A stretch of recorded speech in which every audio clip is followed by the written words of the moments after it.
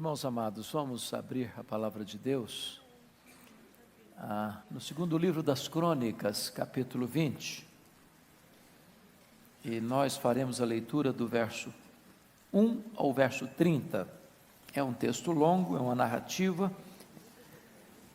é um episódio que aconteceu na história de Judá, especialmente na vida, no reinado de Josafá.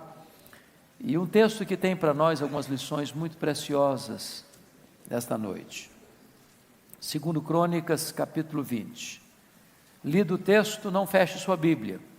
É muito importante termos o hábito de ouvir a mensagem com a Bíblia aberta e conferir na Bíblia se o que está sendo dito é exatamente o que está na Escritura. Está escrito o seguinte: depois disso, os filhos de Moabe e os filhos de Amon, com alguns dos meunitas, vieram à peleja contra Josafá. Então vieram alguns que avisaram a Josafá, dizendo: grande multidão vem contra ti da além do mar e da Síria. Eis que já estão em Hazazon Tamar, que é em Gedi. Então Josafá teve medo e se pôs a buscar ao Senhor, e apregou o jejum em todo o Judá. Judá se congregou para pedir socorro ao Senhor. Também de todas as cidades de Judá veio gente para buscar ao Senhor. Pôs-se Josafá em pé, na congregação de Judá e de Jerusalém, na casa do Senhor, diante do pátio novo, e disse: Ah, Senhor, Deus de nossos pais, porventura não és tu Deus nos céus? Não és tu que dominas sobre todos os reinos dos povos? Na tua mão está a força e o poder, e não há quem te possa resistir. Porventura, ó nosso Deus, não lançaste fora os moradores desta terra diante do teu povo de Israel, e não a deste para sempre a posteridade de Abraão, teu amigo?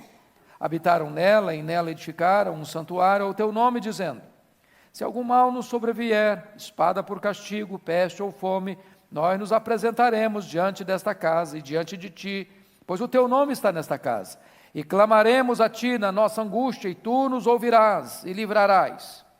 Agora, pois, eis que os filhos de Amon e de Moabe, os do monte Seir, cujas terras não permitiste a Israel invadir, quando vinham da terra do Egito, mas deles se desviaram e não os destruíram, eis que nos dão pago, vindo para lançar-nos fora da tua possessão, que nos deste em herança. Ah, nosso Deus, acaso não executarás tu teu julgamento contra eles? Porque em nós não há força para resistirmos a essa grande multidão que vem contra nós, e não sabemos nós o que fazer, porém os nossos olhos estão postos em ti. Todo o Judá estava em pé diante do Senhor, como também as suas crianças, as suas mulheres e os seus filhos. Então veio o Espírito do Senhor no meio da congregação sobre Jaaziel, filho de Zacarias, filho de Benaía, filho de Jeiel, filho de Matanias, levita dos filhos de Asaf, e disse: dai ouvidos todo Judá, e vós moradores de Jerusalém, e tu, ó rei Josafá, ao que vos diz o Senhor: não temais, nem vos assusteis por causa desta grande multidão, pois a peleja não é vossa, mas de Deus. Amanhã descereis contra eles. Eis que sobem pela ladeira de Ziz, encontrá-los eis no fim do vale, defronte do deserto de Jeruel. Neste encontro, não tereis de pelejar. Tomai posição, ficai parados, e vede o salvamento que o Senhor vos dará, ó Judá e Jerusalém. Não temais, nem vos assusteis. Amanhã saí-lhes ao encontro, porque o Senhor é convosco. Então Josafá se prostrou com o rosto em terra, e todo o Judá e os moradores de Jerusalém também se prostraram perante o Senhor e o adoraram. Dispuseram-se os levitas, dos filhos dos coatitas e dos coreitas, para louvarem o Senhor Deus de Israel em voz alta sobremaneira. Pela manhã cedo, se levantaram e saíram ao deserto de Tecoa. Ao saírem eles, pôs-se Josafá em pé e disse: ouvi-me, ó Judá, e vós moradores de Jerusalém. Crede no Senhor vosso Deus e estareis seguros, crede nos seus profetas e prosperareis. Aconselhou-se com o povo e ordenou cantores para o Senhor, que vestidos de ornamentos sagrados e marchando à frente do exército, louvassem a Deus, dizendo: rendei graças ao Senhor, porque a sua misericórdia dura para sempre. Tendo eles começado a cantar e a dar louvores, pôs o Senhor emboscada contra os filhos de Amon e de Moabe e os de Monte Seir, que vieram contra Judá, e foram desbaratados. Porque os filhos de Amon e de Moabe se levantaram contra os moradores do Monte Seir, para os destruir e exterminar. E tendo eles dado cabo dos moradores de Seir, ajudaram uns aos outros a destruir-se. Tendo Judá chegado ao alto que olha para o deserto, procurou ver a multidão. E eis que eram corpos mortos que jaziam em terra, sem nenhum sobrevivente. Vieram Josafá e o seu povo para saquear os despojos e achar entre os cadáveres riquezas em abundância e objetos preciosos. Tomaram para si mais do que podiam levar, e 3 dias saquearam o despojo, porque era muito. Ao 4º dia, se ajuntaram no vale de Bênção, onde louvaram o Senhor. Por isso chamaram a aquele lugar Vale de Bênção, até o dia de hoje. Então voltaram todos os homens de Judá e de Jerusalém, e Josafá à frente deles. E tornaram para Jerusalém com alegria, porque o Senhor os alegrara com a vitória sobre os seus inimigos. Vieram para Jerusalém com alaúdes, harpas e trombetas para a casa do Senhor. Veio da parte de Deus o terror sobre todos os reinos daquelas terras, quando ouviram que o Senhor havia pelejado contra os inimigos de Israel. Assim, o reino de Josafá teve paz, porque Deus lhe dera repouso por todos os lados. Amém. Amém. Você pode ler comigo em voz alta, se você está com a versão atualizada, o verso 12, vamos juntos? Ah, nosso Deus, acaso não executarás tu o teu julgamento contra eles? Porque em nós não há forças para resistirmos a essa grande multidão que vem contra nós, e não sabemos nós o que fazer, porém os nossos olhos estão postos em ti. Baseados no verso 12, o nosso tema é este: o que fazer quando não se sabe o que fazer? O que fazer quando não se sabe o que fazer? Esta não é uma frase de efeito, esta é uma realidade da vida. Há muitos momentos que você e eu não sabemos o que fazer. Há muitos momentos em que nós somos emparedados, encurralados por circunstâncias tão difíceis, tão adversas, que nós perdemos o controle, que nós não temos estratégia, que nós não temos conhecimento, que nós não temos experiência, que nós não temos poder, que nós não temos capacidade de dominar a situação e de reverter aquilo que vem contra nós. O que fazer nessas horas?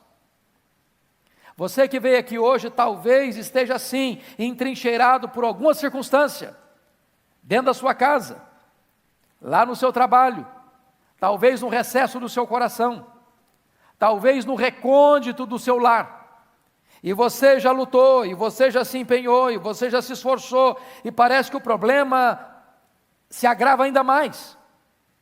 Você percebe que existe uma espécie de confederação de inimigos conspirando contra você, e você não sabe mais o que fazer, e você não tem forças para enfrentar. O que fazer quando não se sabe o que fazer? Esse texto vai tratar desse tema e vai nos dar uma pista, dando a resposta ao que fazer quando não se sabe o que fazer. Vamos ver. Primeira coisa, quando você não sabe o que fazer, você tem que buscar a Deus em oração. Porque de Deus vem o socorro. Então note comigo aí o que está acontecendo. Nos versos 1 e 2, ele descreve o problema. Ele cita o nome de Moabe e de Amon. E ele cita também os do Monte Seir. E ele no verso 2 vai dizer que é uma grande multidão. E no verso 2 ele vai dizer que essa grande multidão está vindo contra ele. E ele diz que essa grande multidão já está acampada às margens do Mar Morto, prestes a subir a grande montanha para atacar Jerusalém. E o que é que ele faz diante dessa circunstância? Primeiro, ele ora. Olha comigo o versículo de número 3. Então Josafá teve medo e se pôs a buscar ao Senhor. Irmãos amados, convenhamos, quando chega uma luta maior do que a nossa força, a nossa atitude, via de regra, é o quê? Orar. Você nunca ora tanto como quando você está passando por uma luta. Não é verdade? Quem de nós já experimentou um grande reavivamento na vida espiritual que está tudo muito bem? Que igreja já conclamou o seu povo todo para orar, porque as coisas estão caminhando maravilhosamente bem. As reuniões de oração brotam do ventre da crise. É quando a coisa pega, é quando a coisa aperta, é quando você se vê encurralado, é quando você se vê frágil, impotente, incapaz, é quando você é ameaçado, é que você cai de joelhos. Agora notem, quando então devemos orar? Primeiramente, irmãos, nós devemos orar quando o inimigo nos ataca. Está escrito aí no versículos 2 a 4. Agora eu pergunto para vocês, tem inimigo atacando a gente? Tem perigo ameaçando a gente? Olha para o Brasil hoje. Você acha que as famílias estão ameaçadas por ideologias perigosas? Vocês acham que hoje a família está ameaçada por uma mídia anti-Deus, anti-valores do reino? Vocês acham que hoje nós estamos ameaçados pela angústia existencial que leva jovens de famílias de classe média, estudando nas melhores escolas dessa cidade, buscando suicídio? Vocês acham que hoje nós não estamos ameaçados pela violência urbana? Nós estamos encurralados. O que fazer nessas horas? É buscar a Deus em oração. Agora notem vocês que Josafá convoca a nação para orar na hora do perigo e do cerco. Tem hora que a sua oração é pessoal, é para você entrar no seu quarto, trancar a porta e falar com Deus. Mas tem hora que a oração deve sair do quarto, deve ir para a rua, deve ir para uma convocação pública, deve ir para um chamamento coletivo de todo o povo de Deus, para buscar a presença de Deus. Porque quando o inimigo nos ataca, o inimigo precisa saber de uma coisa: o povo de Deus se une na crise, o povo de Deus se une na dor, o povo de Deus se volta para o todo-poderoso Deus, para invocar o seu nome e buscar a sua face. Meus amados irmãos, quando eu leio a Bíblia, sobretudo lá no livro de Apocalipse, capítulo 9, a sensação que eu tenho é de que o poço do abismo foi aberto, está escrito lá, e sai desse poço do abismo nuvens de gafanhotos, que na verdade são demônios, que saem para atormentar os homens. Que gente? Aqueles que não têm o selo de Deus. Nós vivemos nessa sociedade atormentada, irmãos. Gente que tem dinheiro, gente que não tem dinheiro, gente que tem doutorado, gente que é analfabeta, gente que mora em mansão, gente que mora na favela. Não importa a cor da pele, não importa a classe social, não importa o grau de instrução, as pessoas vivem atormentadas, sem paz. Esta hora é hora de buscar a Deus em oração.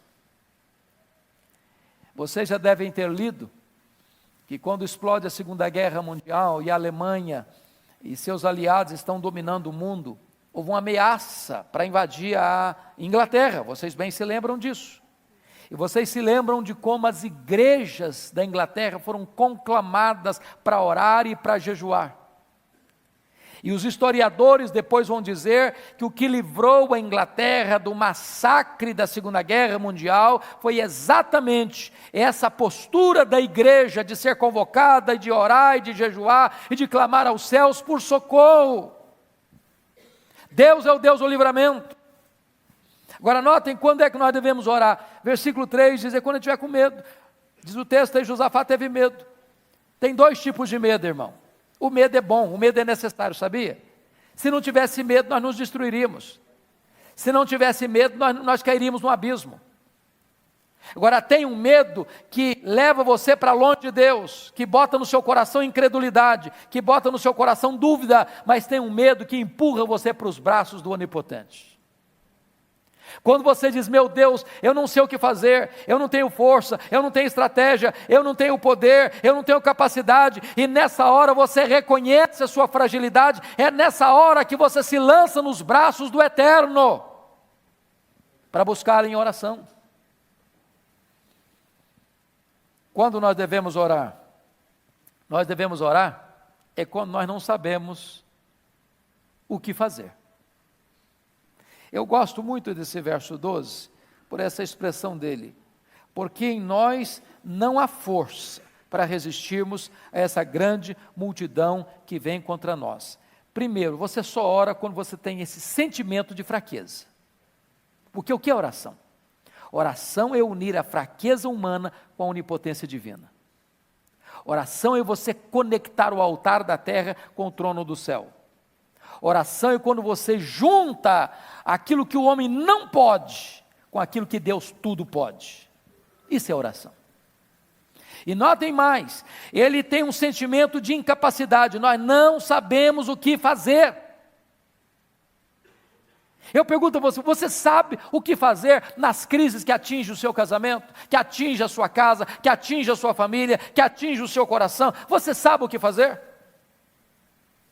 O grande problema é esse, você não apenas não tem força, mas você também não tem conhecimento, nem sabedoria e nem estratégia.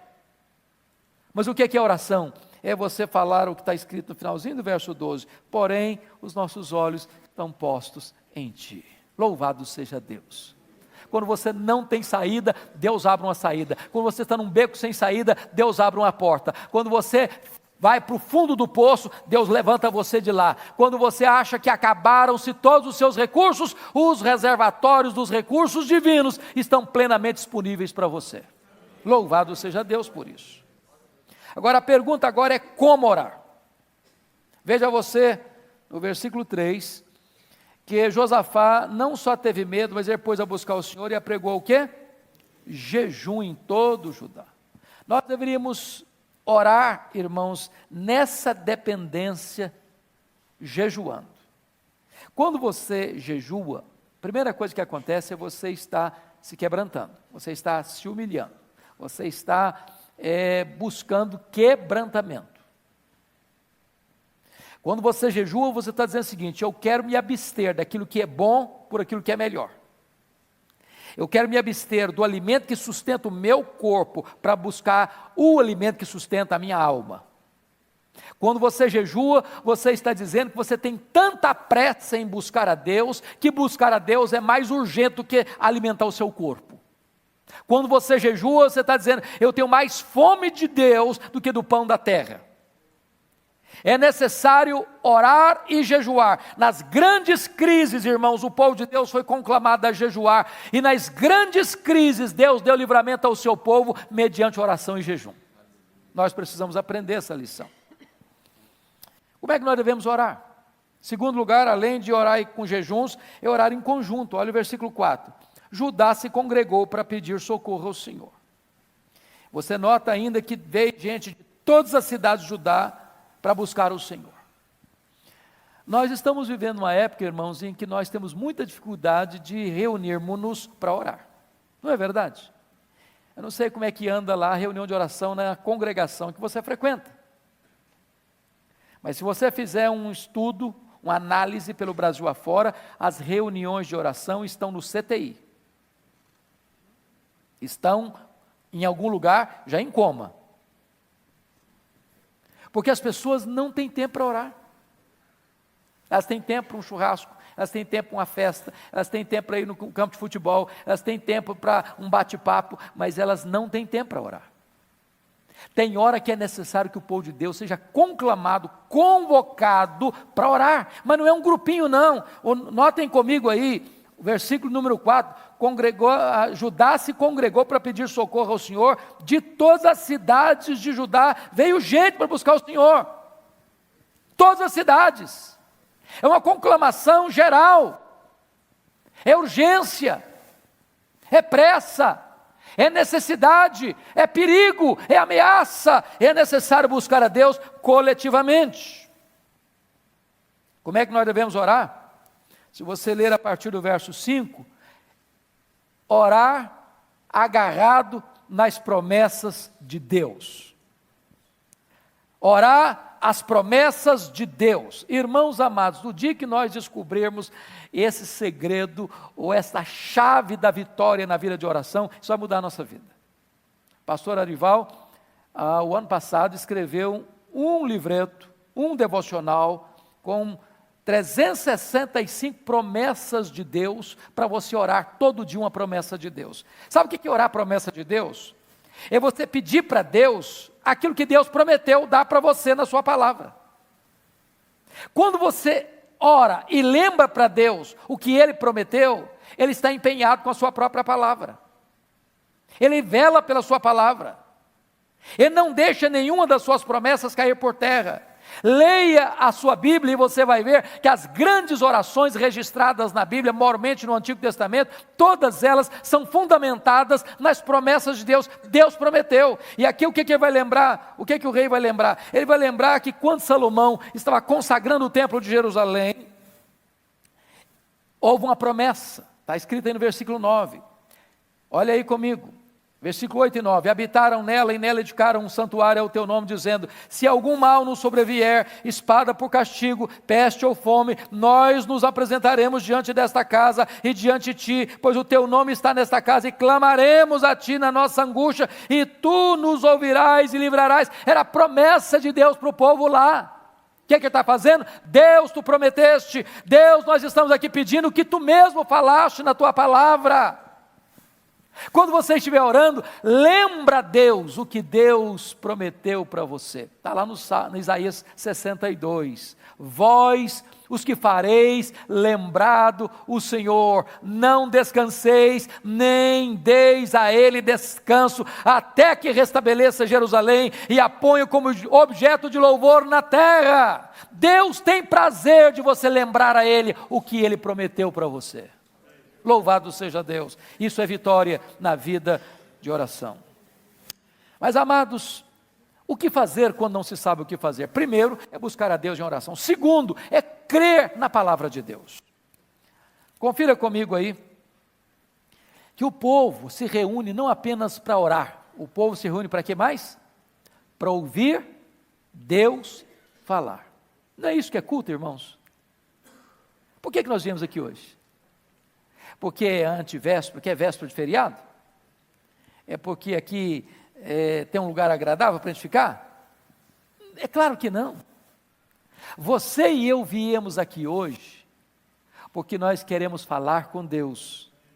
Você e eu viemos aqui hoje porque queremos ouvir Deus falar conosco. E Deus fala.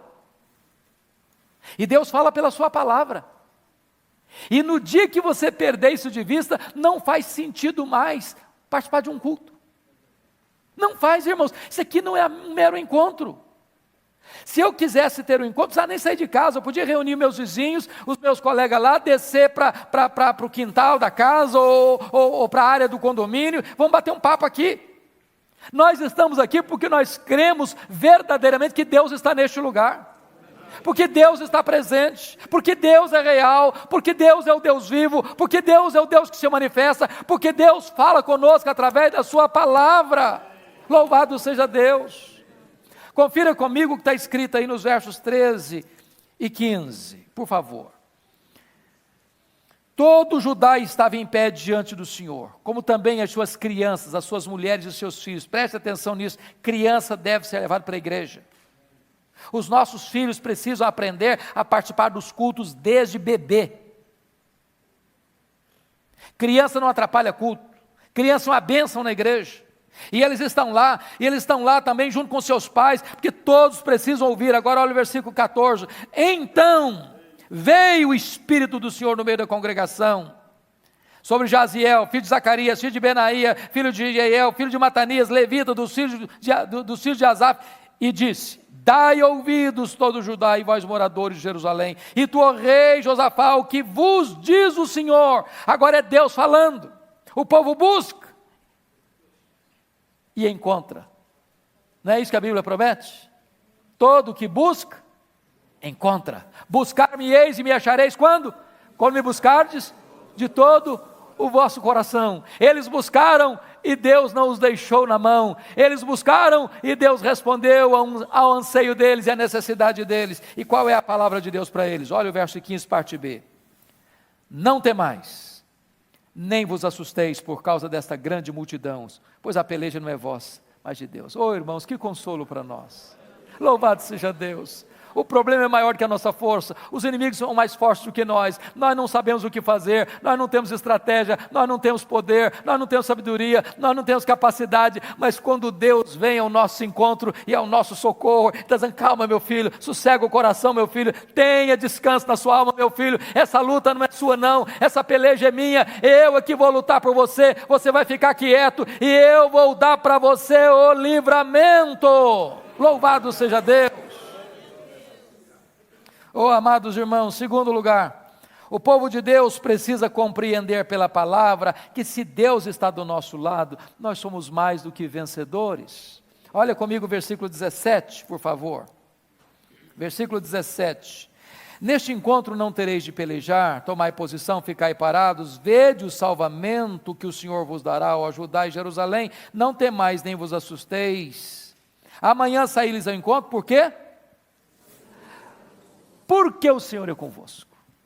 Amanhã saí-lhes ao encontro porque sois fortes. Amanhã saí-lhes ao encontro porque sois maioria. Amanhã saí-lhes ao encontro porque sois fortes e poderosos, com armas tão poderosas, porque sois adestrados na guerra. Não, saí-lhes ao encontro porque amanhã eu serei convosco. O Senhor é convosco. É a presença dEle. É a presença dEle. Se Deus é por nós, quem será contra nós? Deus está conosco, irmãos. Deus está conosco. Deus está com a igreja. Louvado seja o seu nome. Terceiro, confira comigo. O povo de Deus precisa compreender que a nossa vitória vem do Senhor e não do nosso esforço. O versículo 17 deixa isso claro. Vede o salvamento que o Senhor vos dará, não tereis de pelejar. Alguém já disse que quando o homem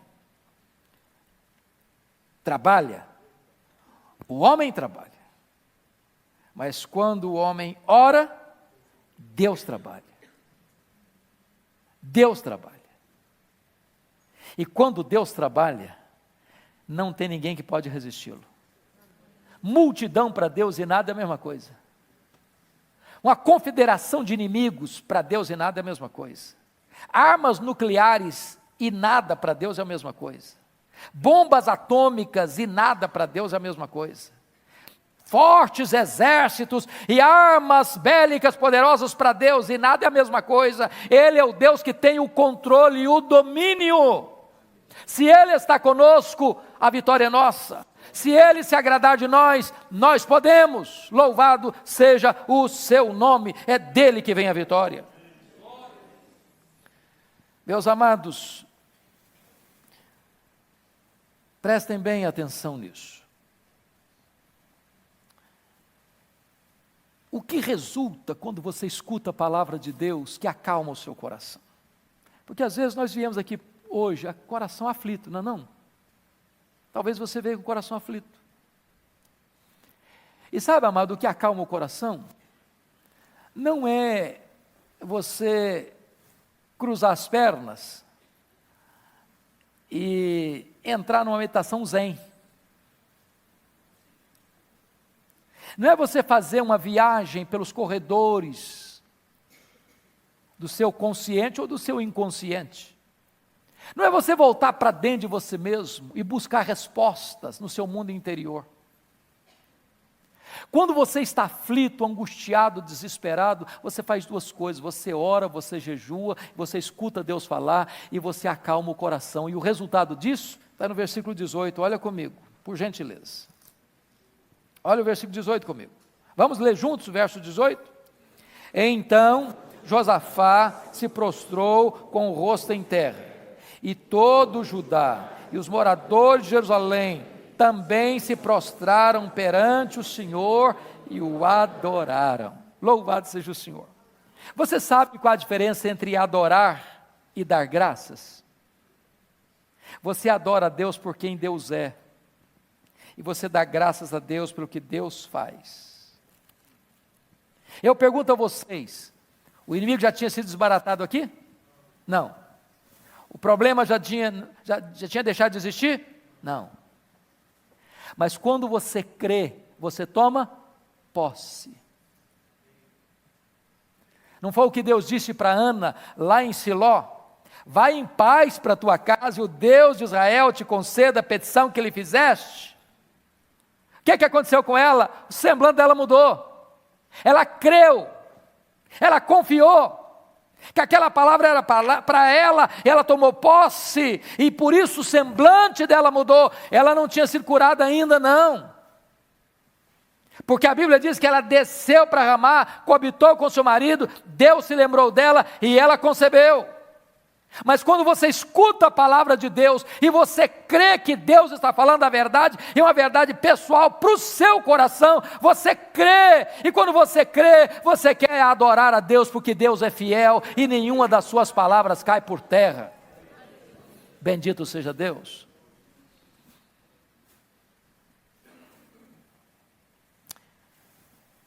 Olha comigo o versículo 20, por favor.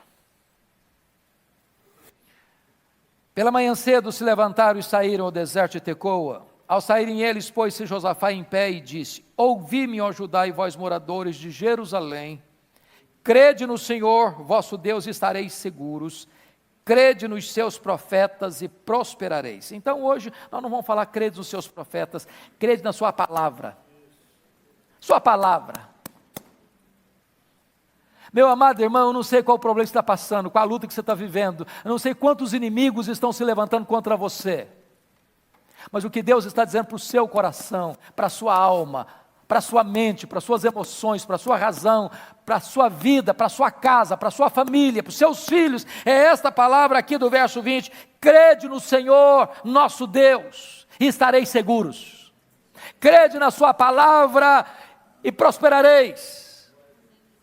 Não vamos duvidar, vamos crer, vamos acreditar que essa palavra é a palavra do Deus vivo, e para Ele não tem derrota, não tem fracasso. Deus conhece o amanhã no seu eterno agora, Ele vê lá o final da linha, Ele vê lá o final da história, e é por isso que Ele pôde nos ensinar a dizer o seguinte: sabemos que todas as coisas cooperam para o bem daqueles que amam a Deus, daqueles que são chamados segundo o seu propósito. O que fazer quando não se sabe o que fazer? Primeiro, buscar a Deus em oração. Segundo, crer na palavra de Deus. Terceiro, louve a Deus. Louve a Deus. Não apenas depois que o problema foi resolvido. Louve a Deus para ver o problema resolvido. Então vamos ver. Primeiro, o louvor é arma de guerra. Olha os versos 18 a 21 comigo. Vamos ler a partir do versículo 19 ao 21. Dispuseram-se os levitas, dos filhos dos coatitas e dos coreitas, para louvarem o Senhor Deus de Israel em voz alta sobremaneira. Pela manhã cedo se levantaram e saíram para o deserto de Tecoa. Ao saírem eles, pôs Josafá em pé e disse: ouvi-me, ó Judá, e vós moradores de Jerusalém, crede no Senhor vosso Deus, estareis seguros, crede nos seus profetas e prosperareis. Verso 21, aconselhou-se com o povo e ordenou cantores para o Senhor, que vestidos de ornamentos sagrados e marchando à frente do exército, louvassem a Deus, dizendo: rendei graças ao Senhor, porque a sua misericórdia dura para sempre. Parece que faz sentido nenhum isso, não é verdade? Já pensou um negócio desse? Está lá o exército, com seus escudos, com as suas espadas, com as suas armas, com o seu aparato. E agora, em vez do coral ir atrás, incentivando, encorajando a pegar as armas e a lutar, o coral vai na frente. Não tem exército, tem coral. Não tem guerreiro, tem cantor.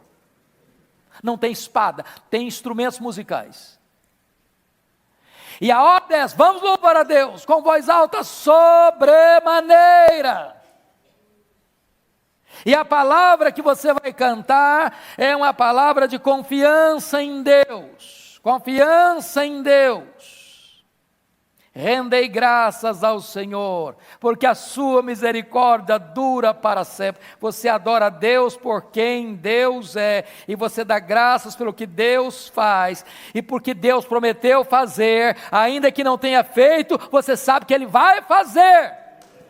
Porque promessa de Deus e realidade é a mesma coisa. Louvado seja o Senhor. Então você já dá graças agora, ainda que a vitória não chegou, ela vai chegar, e vai chegar porque Deus prometeu, e Ele é fiel para cumprir. Segundo, amados, segundo lugar, o louvor nos põe acima das circunstâncias adversas. O louvor nos põe acima das circunstâncias adversas. É o que está escrito aí no verso de número 22. Tendo eles começado a cantar e a dar louvores, pôs o Senhor emboscada contra os filhos de Amon e de Moabe e os do monte Seir, que vieram contra Judá e foram desbaratados. Eu acho isso tão maravilhoso, irmãos. É que quando você, em vez de murmurar, começa a louvar, em vez de você reclamar, você começa a louvar, Deus muda as circunstâncias e muda o seu coração. Deus tira o nevoeiro. Um dos dias mais difíceis da minha vida foi o dia 1º de dezembro de 1982, quando eu recebi um telefonema em Bragança Paulista, onde era pastor, que meu pai, lá no interior do Espírito Santo, tinha acabado de falecer. E eu saí de Bragança para pegar um voo aqui em Congonhas, naqueles dias da garoa, do dia cinzento, fazendo coro com o sentimento do meu coração. E eu me lembro que Deus ministrou o meu coração com uma coisa muito singela, muito simples, muito natural. O nevoeiro denso, daqui a pouquinho o avião decolou. 1 minuto depois que ele decolou, ele aplanou-se lá em cima, bem alto, acima das nuvens, e lá em cima o sol estava brilhando. E Deus ministrou o meu coração a palavra: quando você me louva, quando você me adora, eu tiro você de debaixo do nevoeiro e coloco você lá em cima, acima das nuvens, onde o sol está brilhando. Tem hora que o nevoeiro está no coração. Tem hora que nuvens densas cobrem a nossa cabeça. E se nós murmurarmos, e se nós reclamarmos, e se nós ficarmos amargos e até revoltados, nós ficamos debaixo desse nevoeiro escuro. Mas se nós começarmos a louvar, rendendo graças a Deus, porque a sua misericórdia dura para sempre, a despeito da situação, a despeito da circunstância, o louvor nos tira desse ambiente cinzento e nos coloca lá em cima, onde você sabe que Deus está com o seu olhar sobre você e a luz da graça está aquecendo o seu coração. Agora notem mais, amados. Terceiro lugar, vejam comigo, que o louvor muda as circunstâncias humanamente impossíveis. O louvor aciona a mão do Deus Todo-Poderoso. Olha aí o verso 22 novamente, o que está escrito aí. Tendo eles começado a cantar, pôs o Senhor emboscada contra os filhos de Amon e de Moabe, e foram desbaratados. Não precisou pegar numa espada,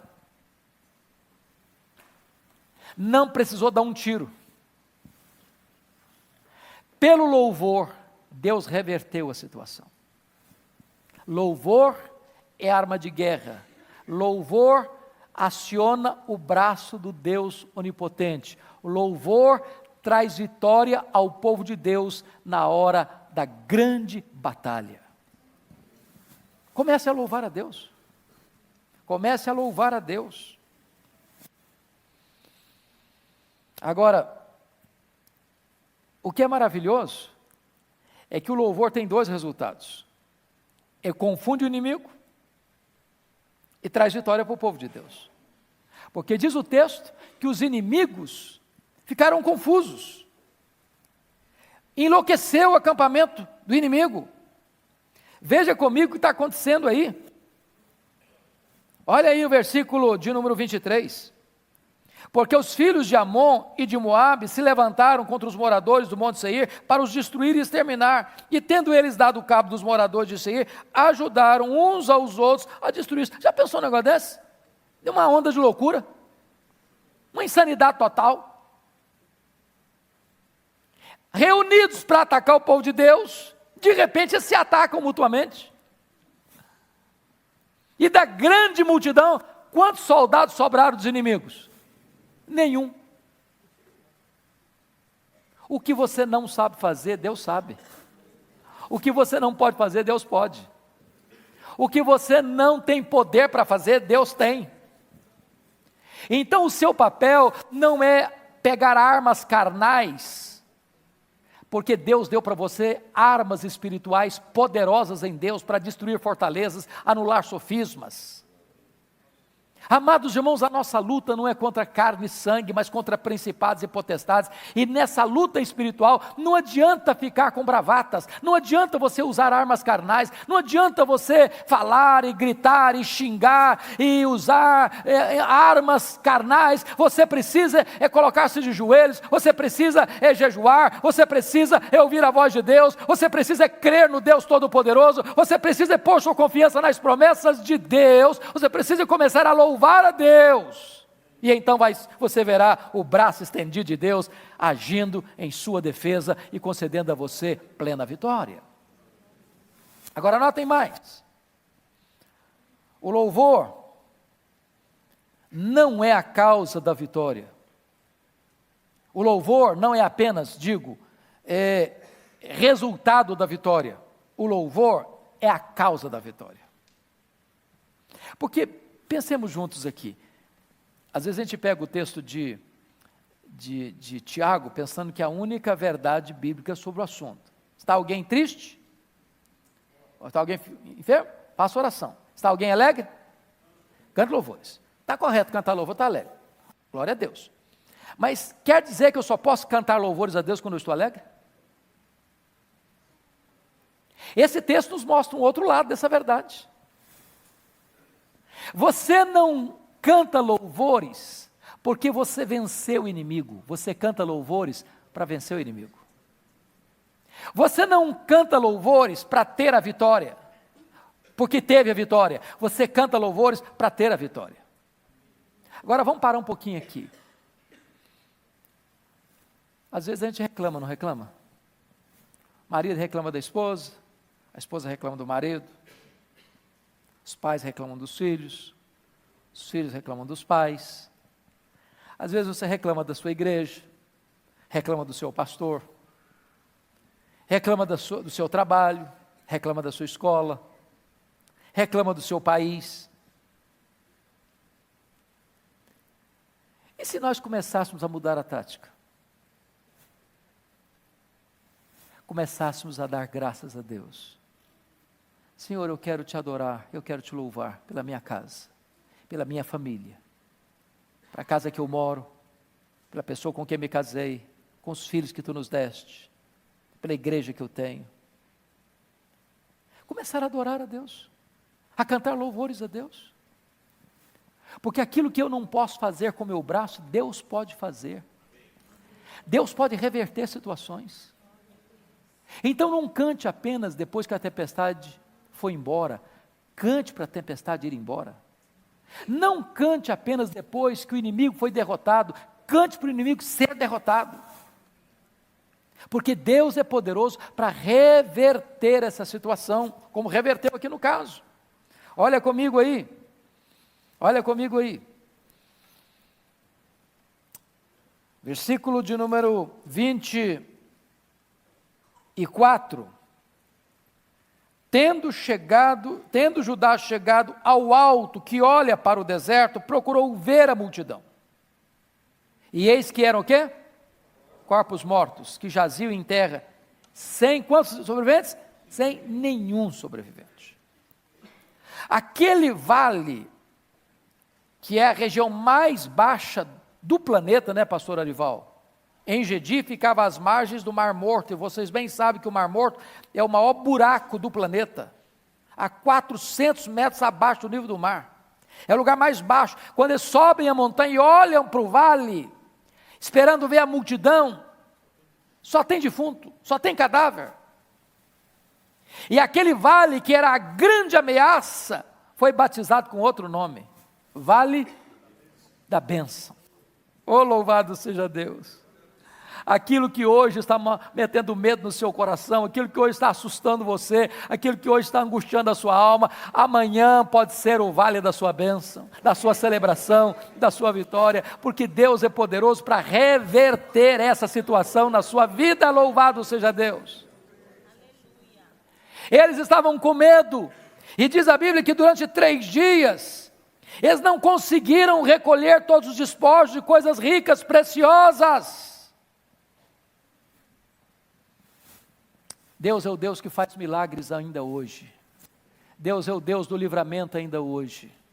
E hoje, quem sabe, você pode voltar para casa, vendo o seu vale de dor, sendo mudado de endereço, sendo batizado outra vez com outro nome de Vale da Bênção na sua história e na sua vida.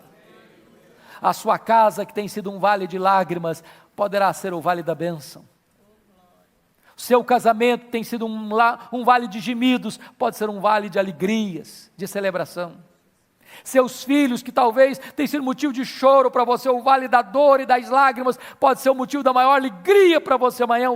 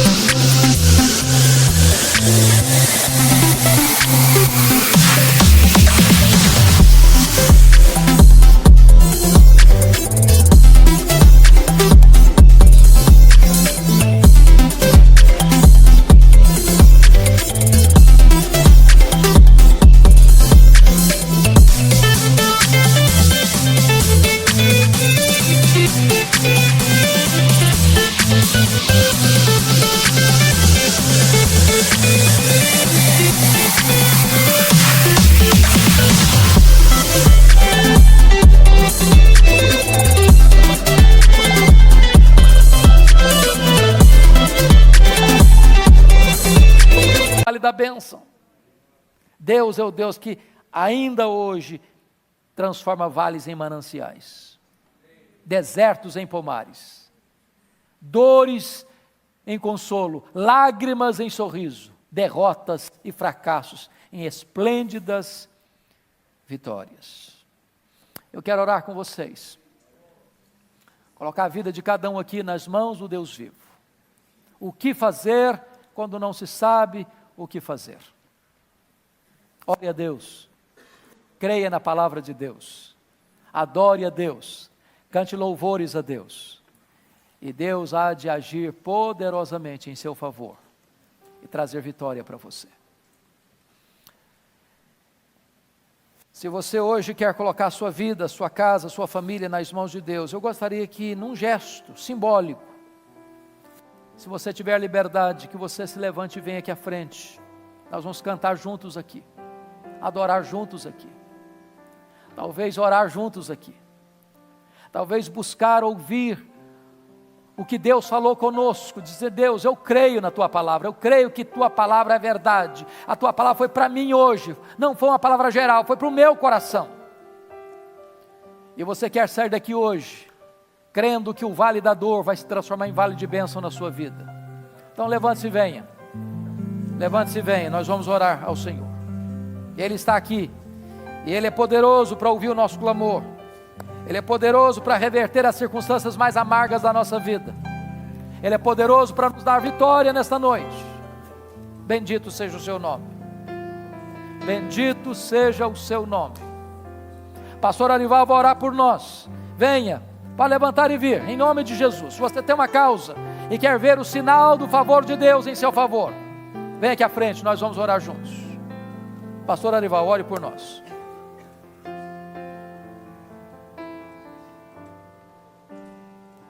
Que mensagem maravilhosa. Senhor Deus, olha para nós, Pai. Tu conheces a luta do teu povo. Tu sabes, ó Deus, que muitos que vieram aqui à frente estão encurralados por problemas, por inimigos, por situações complexas e difíceis. E o medo toma conta do nosso coração, e nós não sabemos o que fazer, não há força em nós, Pai. E nós clamamos pelo Teu nome aqui nessa noite. Os nossos olhos estão postos em Ti, Senhor. E nós tomamos posse da Tua palavra nesta noite. Essa palavra que foi pregada aqui, que essa batalha não é nossa, mas é Tua, Senhor. E nós queremos começar a louvar aqui nessa noite. Nós queremos a glorificar o Teu nome aqui nessa noite, na certeza de que a vitória já está concretizada segundo a Tua vontade, Senhor. Deus querido, tira o medo do coração do Teu povo, tira a tristeza, tira a angústia, sara-nos nessa noite, Senhor, para que nós possamos contemplar através do louvor a manifestação do Teu poder e do Teu milagre, Senhor. Tira do coração do Teu povo todo espírito de derrota, de fraqueza. Nós clamamos a Ti, porque o Senhor é o...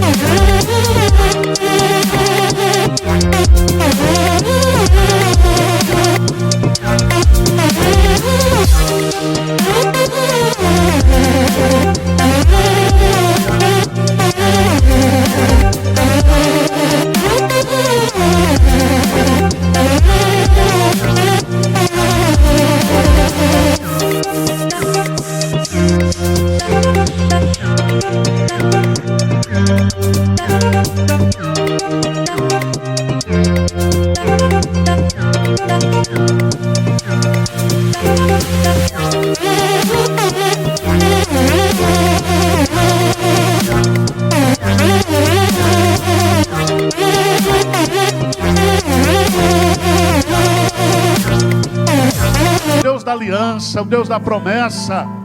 E o Senhor tem um compromisso, por amor do Teu nome, por amor da Tua glória, por causa da Tua reputação, Senhor. O Senhor vai fazer um milagre na nossa vida.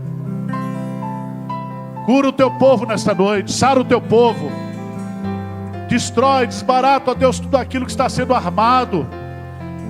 Liberta, ó Deus, de todo pecado, liberta de Satanás, de pressão maligna, de tudo aquilo que aflige o coração do Teu povo nessa noite, Senhor. E que o louvor seja aquilo que esteja nos nossos lábios, no nosso coração aqui nessa noite. Eu quero recitar aqui, Senhor, o Salmo 40. Esperei confiantemente pelo Senhor. Ele ouviu a minha voz. Ele me tirou de um poço de lama de perdição e colocou os meus pés sobre uma rocha e firmou os meus passos e colocou nos meus lábios um hino de louvor ao Senhor. Louvado seja o Teu nome, Senhor. Tira o Teu povo do buraco nessa noite. Coloca alegria, coloca louvor, contentamento, gratidão no coração do Teu povo. No meu coração, Senhor, em nome de Jesus. Amém.